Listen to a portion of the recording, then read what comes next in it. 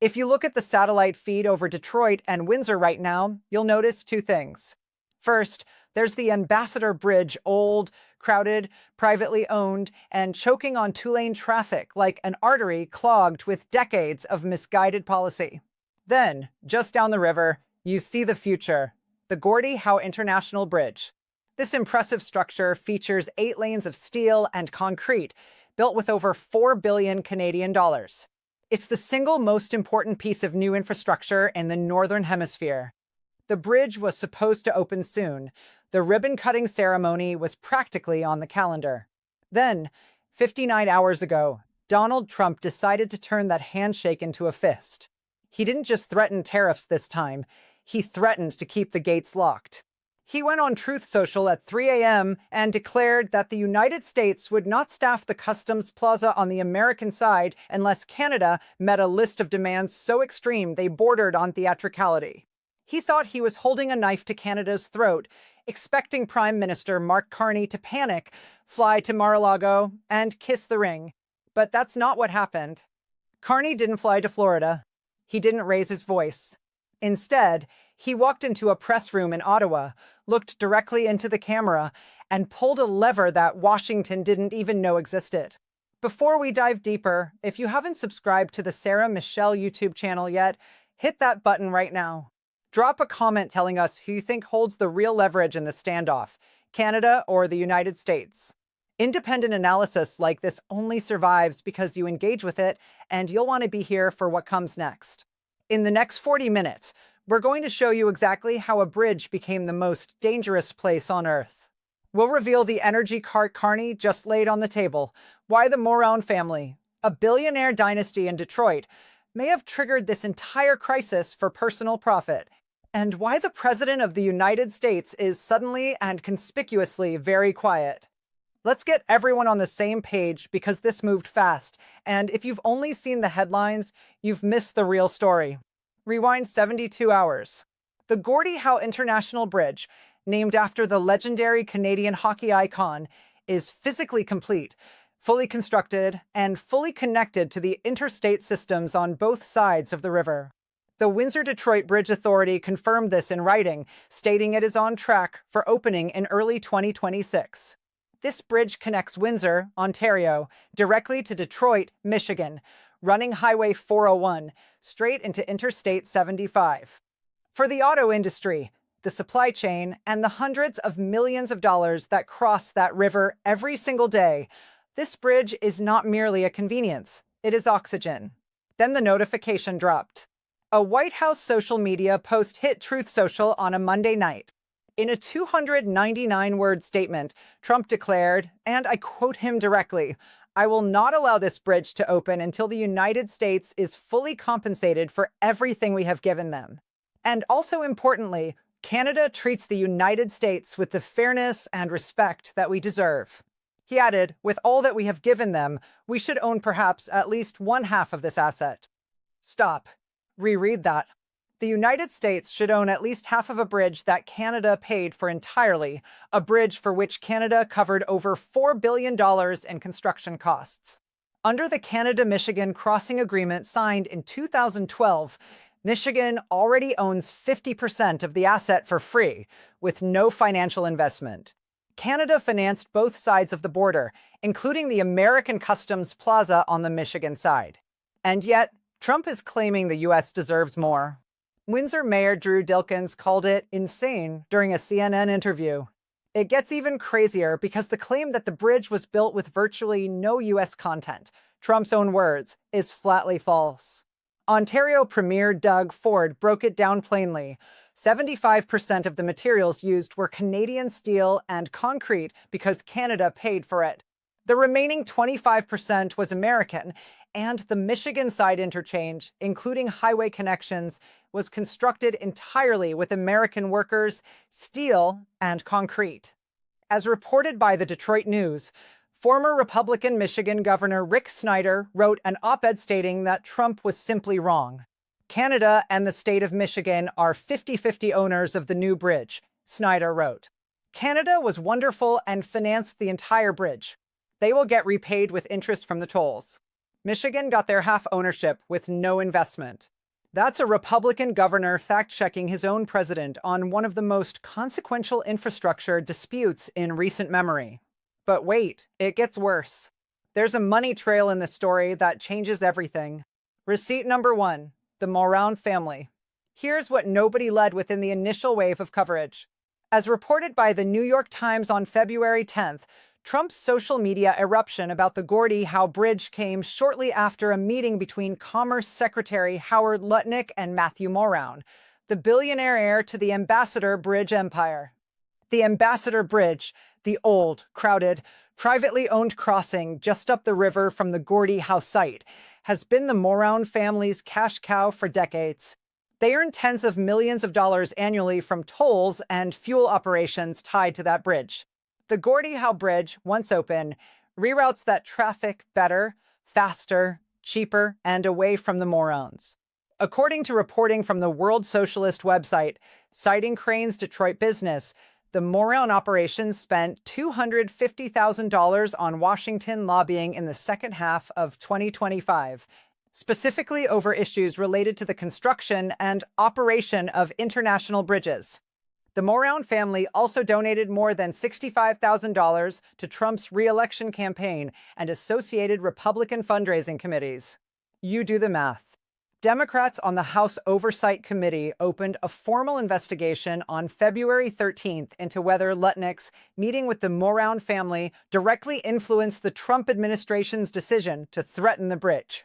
No official denial came from the White House, and there was no comment from the Morouns, just silence, the kind of silence that usually speaks volumes. This is not just a trade dispute. This is a private real estate protection racket masquerading as national policy. And the President of the United States may have ignited a fuse under the most important supply corridor in North America, not for national security, not for American workers, but to protect one family's toll revenue. Nobody is saying it plainly enough, so let's say it here on the Sarah Michelle channel. Now, let's talk about what this bridge actually means, because to understand what Carney did next, you need to feel the weight of what's at stake. Receipt number 2, the choke point. The Windsor-Detroit corridor handles roughly 28% of all trade between the United States and Canada. We're talking about somewhere between $438 million and $982 million crossing that river every single day. But it's not just the volume, it's the architecture of how things are made. An average car part, a fuel injector, a seat frame, a transmission gear, crosses that border up to 6 times before the finished car rolls off an assembly line. 6 times. The moment you slow that flow, even by 4 hours, even by the friction of one underpowered crossing point, the assembly lines in Michigan, Ohio, and Kentucky do not slow. They stop and stay stopped. As reported by Michigan consulting firm Anderson Economic Group, every additional week the bridge remains closed costs the regional economy $7 million per week. And that is before accounting for the downstream effects on Ford, GM, and the entire first and second-tier supplier network. Michigan Senator Alyssa Slotkin said it plainly in a statement posted on social media. President Trump's threat tonight to tank it is awful for our state's economy. Canceling this project will have serious repercussions. Higher costs for Michigan businesses, less secure supply chains, and ultimately fewer jobs. With this threat, the president is punishing Michiganders for a trade war he started. That is a sitting senator from a critical swing state telling you that her own president is kneecapping her constituents. And Trump's team knew it, which is exactly why what Carney did next landed like a seismic charge. Receipt number 3, the energy map. 3 hours after the White House memo leaked, Carney's office released a statement, short, almost boring. It said, the government of Canada is reviewing the operational status of energy infrastructure corridors in the Great Lakes region. Energy infrastructure corridors in the Great Lakes region. It took Wall Street approximately 12 minutes to decode what that meant. Here's what it means, line 5. If you do not know line 5, you are about to. It is a 645-mile pipeline, 30 inches in diameter, owned by Canadian energy giant Enbridge. It runs from Superior, Wisconsin, across the length of Michigan down to the Sarnia refining hub in Ontario. It has been operating since 1953 and carries roughly 500,000 barrels of crude oil and natural gas liquids every single day. According to reporting by CBC News, that pipeline supplies a majority of Michigan's statewide propane needs. It also supplies the jet fuel for Detroit Metro Airport and feeds the Toledo refineries that supply gasoline to the entire Midwest, including swing states like Ohio, Wisconsin, and Michigan, the very states Trump needs to win elections. And here's the detail that makes this a pressure point of extraordinary precision. The state of Michigan has been trying to shut Line 5 down for environmental reasons since 2020. Governor Gretchen Whitmer revoked Enbridge's easement to run the pipeline through the Straits of Mackinac. Canada invoked a 1977 transit pipeline treaty to keep it open. The litigation has been ongoing for years. As recently as January 6, 2026, Michigan was still filing appeals in federal court over the issue. But here's the thing nobody has said out loud yet. Canada has been fighting to keep Line 5 open. Canada has been the force keeping that oil flowing into Michigan. If Carney decided to stop fighting, if Ottawa quietly withdrew its treaty protection or began a market review of upstream supply on the Canadian side, Michigan could run low on propane within weeks. The Toledo refineries would feel it within months. Gas prices in the Midwest wouldn't just rise, they would accelerate, and they would do so right before midterm elections. That is what Carney was signaling with that bland bureaucratic sentence about energy infrastructure corridors. He was not threatening to cut the lights. He was threatening to stop holding them on. Look at the markets. The moment news broke that Carney was reviewing energy corridors, the Canadian dollar did not collapse. It ticked upward. Why? Because traders understand who holds the physical commodities in this standoff. Meanwhile, as documented in financial coverage following the announcement, futures for Midwest heating oil spiked sharply in the immediate aftermath. That is the market confirming what the political analysts wouldn't say. Canada is not bluffing, and the smart money in New York knows it. Here's the detail that tells you everything. Usually, when Trump announces a protectionist move against a foreign nation, the Teamsters and the United Auto Workers are the first to cheer. Protect American jobs. Close the border, rebalance the playing field. But go check their statements on the Gordie Howe Bridge. What you find is not celebration, you find alarm. Because the UAW knows what the Gordie Howe Bridge actually represents, a survival project for American automakers. They understand that if that bridge stays closed, if the supply chain tightens, and if the parts stop flowing 6 times before final assembly, Ford and General Motors lose ground to competitors in Mexico and the American South who face none of these interruptions. They are not cheering. They are making calls to the White House right now, pressing hard for a deal. And Carney knows it. If you've been following the Sarah Michelle YouTube channel for a while, you know we do not just cover the headlines. We delve into the architecture beneath them. Hit the like button if this breakdown is adding to what you're seeing elsewhere. Leave us a comment. We read every one of them. Now, let's examine why Trump thought this would work, why it is backfiring, and why this is not the Canada of 2018. Trump operates on a well-worn algorithm: maximize pressure, wait for the target to break, accept a concession, and declare victory. He used it on Mexico over migration, on NATO over defense spending, and on Canada during his first term with aluminum tariffs. It worked in part because the targets generally blinked. But the world has changed since 2016, and Canada has changed. Trump is deploying a 20th century pressure tactic against a 21st century integrated economy. He believes the border is a gate he can lock, but the border is not a gate anymore. It is a server, a pipeline, a just-in-time delivery algorithm running 24 hours a day across 4,000 miles of shared frontier. When he threatens to close that bridge, he thinks he is blocking Canadian goods. He believes he is punishing foreigners. But because of 3 decades of deep economic integration that his own party celebrated and deepened through NAFTA and then CUSMA, he is punishing his own voters. He is hurting the factory in Grand Rapids, the truck driver in Toledo, and the construction site in Pennsylvania waiting on Canadian lumber that now costs 25% more. He is swinging at Canada and hitting Detroit. The people around him know it, which is why, if you watch carefully, the tone from the White House has shifted. The loud tweets, the truth social outbursts, the all-caps demands, they're the sound of someone who expected a fast capitulation and didn't get it. Let's talk about the man on the other side of the chessboard, because this is where Washington fundamentally miscalculated. Mark Carney, former governor of the Bank of Canada and the Bank of England, managed monetary policy for two G7 nations during the worst financial turbulence since the Great Depression. Before entering politics, Carney spent 13 years at Goldman Sachs. He thinks in risk premiums, leverage ratios, and systemic contagion. He does not think in sound bites.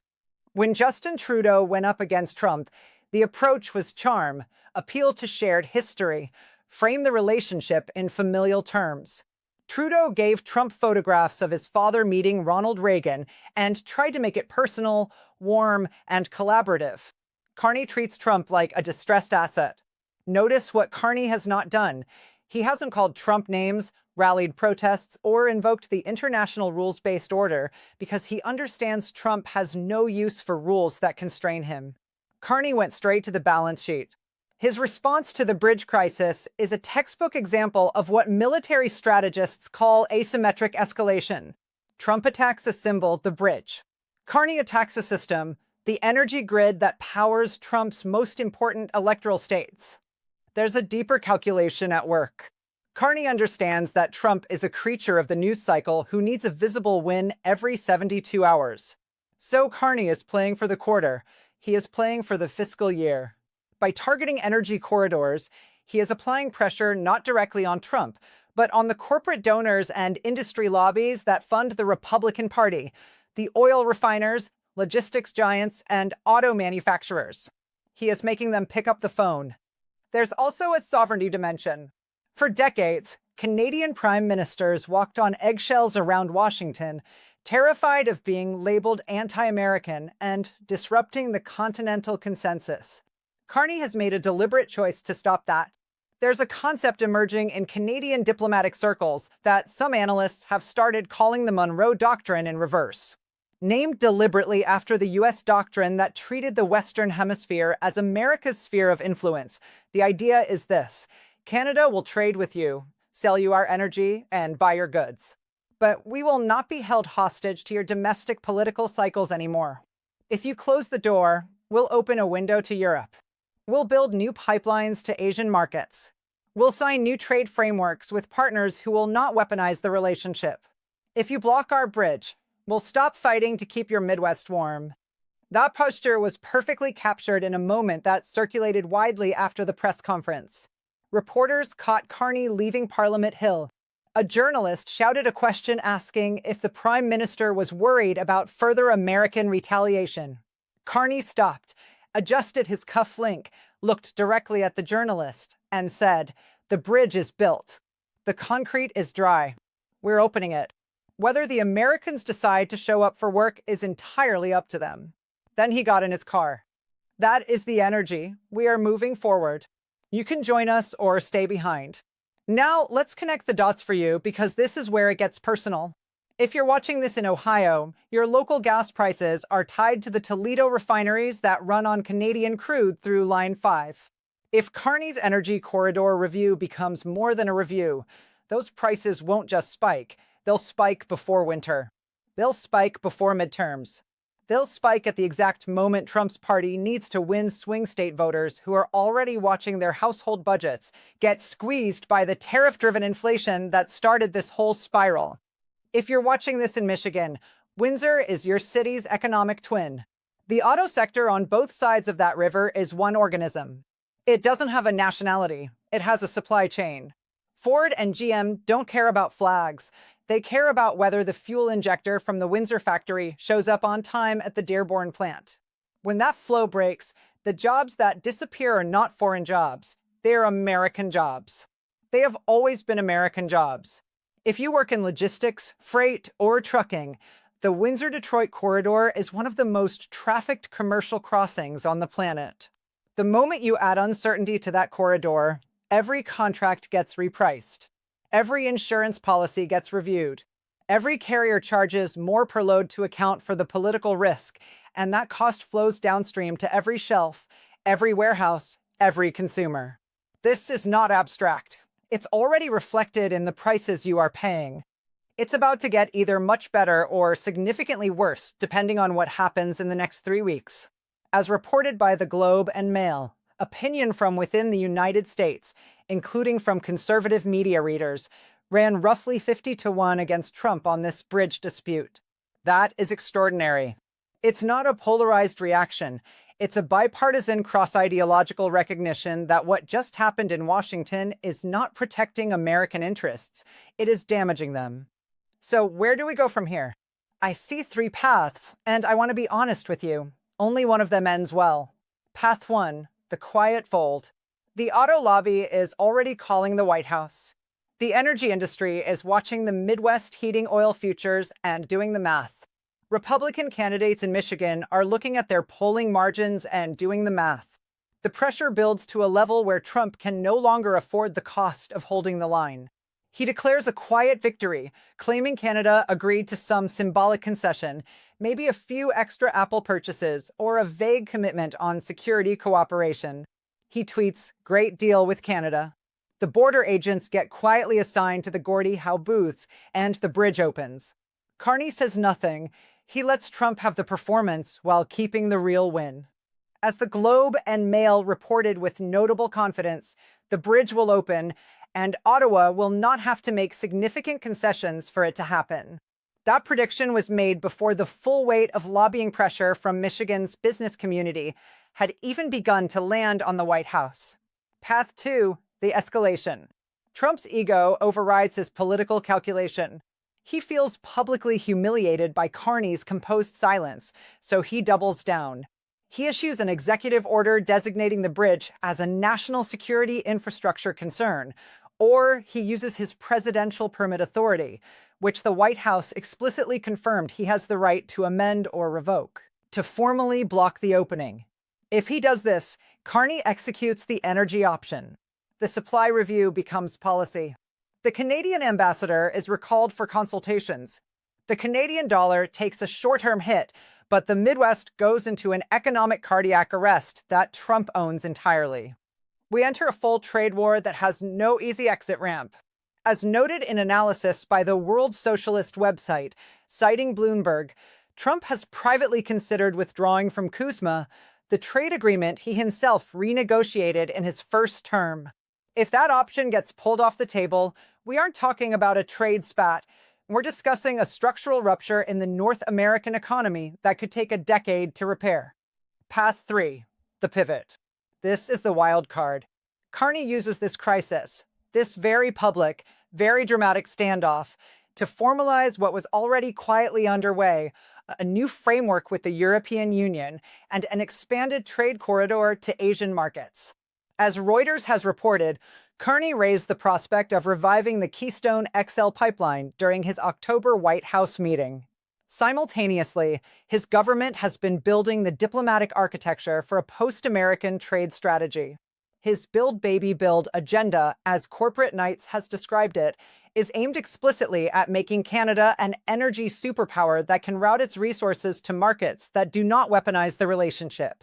If Canada announces a major new deal with Brussels or Beijing in the middle of this bridge standoff, the message is unmistakable. Canada is filing for a strategic divorce from the United States. Once that process begins, it does not reverse easily. Looking at the signals right now, market reactions, Republican backlash in Michigan, and bipartisan disgust with Trump's position, Carney's confirmed phone call with Trump, which he described as positive, I believe we are trending toward path 1. The quiet fold, a fake win for Trump and a real win for Canada. But I say I believe it, not that I'm certain, because this is Donald Trump, and he has a documented history of flipping the table just to hear the glass shatter. Here's what this moment actually represents. Beyond the bridge, beyond the tariffs, beyond the tactical back and forth, we are witnessing the end of an assumption. For 100 years, there was a myth at the center of North American life. The myth that the Canada-US relationship was like gravity, stable, self-sustaining, and incapable of genuine rupture. Two nations, one unguarded frontier, one integrated economy, bound by history and culture and shared interests into something that didn't need managing because it simply worked. That myth died this week. If this dispute continues, if the bridge becomes a template for how America treats its closest ally, we are looking at permanent structural changes. Car prices will go up and stay up. Gas prices in the Midwest will become permanently volatile. Food prices in winter, particularly on the U.S. side of states that depend on Canadian agricultural exports, will reflect a new and uncomfortable reality. The geopolitical implications are even worse. If the United States cannot open a bridge with Canada, the country that has fought alongside it in every major conflict of the 20th century, the country that shares the longest border on the planet, and the country that supplies the energy and materials on which American industry relies, how can Washington credibly promise anything to anyone? How can you tell Europe you have their back? How can you tell Taiwan you are a reliable partner? How can you lead the world when you cannot staff a customs booth in Detroit? The Pax Americana, the era of American global order, was always built on the credibility of American commitments. What Trump is demonstrating in real time is what happens when that credibility is traded away for a social media post and a phone call from a billionaire bridge owner. Mark Carney is showing the world the blueprint for navigating a post-American America. You don't negotiate with a bully from a position of need. You insulate, build leverage, and demonstrate that you have options. Then you wait for them to fold. The bridge is built. The concrete is dry. I want to hear from you, and I mean this. Is Carney playing this exactly right, or is he taking a risk that could blow back on ordinary Canadians who can't afford a full trade war? If you were sitting in his chair, would you have turned off the oil? And here's the question that keeps me up at night. When the dust settles on all of this, when historians write the chapter on this week in February 2026, which country will they say came out stronger? Leave your answer in the comments. We read every single one at the Sarah Michelle channel. If you're not subscribed yet, do it now and hit the notification bell, because whether this bridge opens tomorrow or stays closed another month, the next 72 hours are going to matter enormously. You're going to need to know what it means for your wallet, your supply chain, and the world your children are going to inherit. This is history unfolding in real time.